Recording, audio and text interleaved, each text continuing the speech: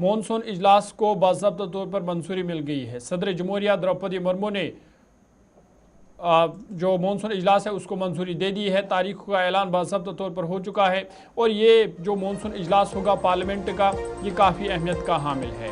20 जुलाई से 13 अगस्त तक ये इजलास तलब कर लिया गया है और ये इजलास इसलिए भी अहम है क्योंकि इस बार आप देखेंगे कि एनडीए की जो सीटें हैं या अरकान हैं उनकी तादाद बढ़ गई है। और इसलिए भी अहम है क्योंकि वन नेशन वन इलेक्शन से लेकर दीगर जो अहम बिलें हैं वो इस अहम इजलास में उस पर बहस मुतवक्का है। और एक चीज़ और भी इसमें ज़हूर के वन नेशन वन इलेक्शन और पिछले इजलास में जो जिस बिल को गिराया गया अपोजिशन की मदद से, हम सबको याद है कि उसमें भी अपोजिशन की तरफ से बड़ा रोल प्ले किया गया। इस बार का इजलास बड़ा दिलचस्प होगा।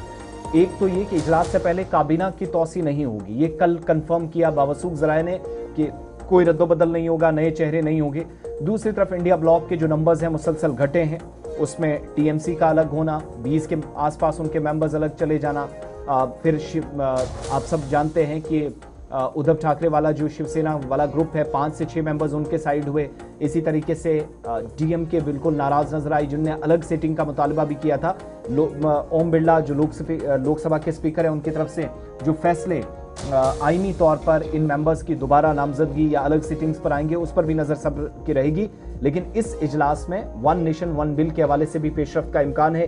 दीगर कई बिलें भी हैं जो लाई जा सकती हैं, लेकिन काबीना फिलहाल बदलेगी नहीं, जो है वही रहेगी। और इसमें एक चीज़ जो हमारे ज़राए बता रहे हैं कि मौजूदा वक्त में सरकार बड़ी सरकार के खिलाफ बड़ा सख्त रुख अपोजिशन अपना सकता है, तो मौजूदा मिनिस्टर्स ही उस पर जवाब देने के अहल होंगे।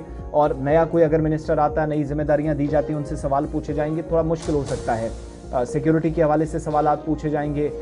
इसके अलावा जो वोट चोरी का एक मामला, फिर चंदा चोरी पर जिस पर अपोजिशन इस वक्त लामबंद होने की या एक साथ आने की कोशिश कर रहा है, उस पर घेरने की कोशिश की जा रही है।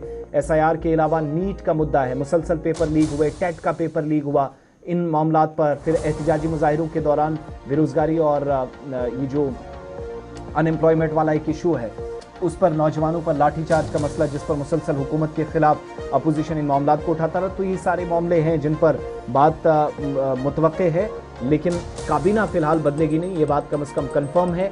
और इस बार थोड़ी सी स्ट्रेंथ आपको राज्यसभा में बीजेपी की ज़्यादा मजबूत नजर आएगी, लोकसभा में भी जो पिछला सेशन हुआ था उसके मुकाबले, क्योंकि नए मेंबर्स जुड़ेंगे जो उनकी हिमायत का ऑलरेडी ऐलान कर चुके हैं। लेकिन इंडिया इत्तेहाद के लिए फिलहाल अच्छी खबरें इस इजलास से पहले नहीं। बिल्कुल। और 20 जुलाई की जब हम बात करते हैं तो ये तारीख जम्मू कश्मीर के लिए भी अहम है, क्योंकि Jammu Kashmir national conference party 20 जुलाई को यानी मॉनसून इजलास के पहले ही दिन जंतर मंतर पर एहतजाज करने जा रही है, तो उस पर भी सबकी नज़रें रहेंगी।